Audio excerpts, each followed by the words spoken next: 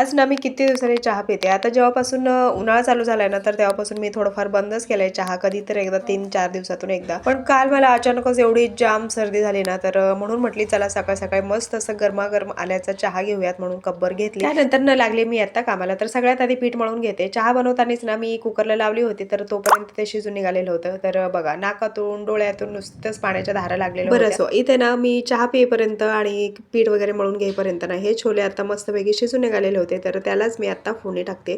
2-3 तेजपत्ता आणि 1-2 दालचिनी टाकून ना, कांदा टाकून, ठेचलेला अद्रक लसूण टाकून ना, कांदा, टोमॅटो आणि सगळे मसाले आणि तसंच काळा मसाला आपला भाजीचा, तर सगळं टाकून 2-3 हिरव्या मिरच्या कट केलेल्या ते सगळं टाकून ना व्यवस्थित अशी छान फोडणी दिली. आता मी एकटीसाठी बनवले म्हटल्यानंतर मला पण दे असं बनवून चहा म्हटले, तर ह्यांना पण कपभर गरम करून दिला आणि त्यानंतर ना आता भाजी वगैरे शिजलेली होती माझी, तर ते काढून साईडला ठेवली आणि आता मी बनवते चपाती. तर चपाती बनवल्यानंतर आज ना आमच्याकडे पाणी येणार होतं, म्हणजे 1 दिवसाड असं पाणी येतं बरं का.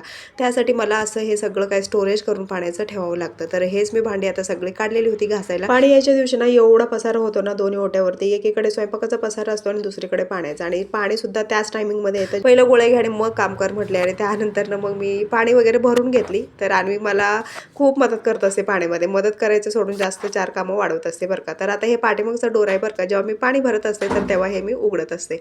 झाडांना वगैरे इथे सुद्धा मस्त असं छान पाणी वगैरे दिलं आणि त्यानंतर नानवी हॅपीला मी जेवू घालते तसंच.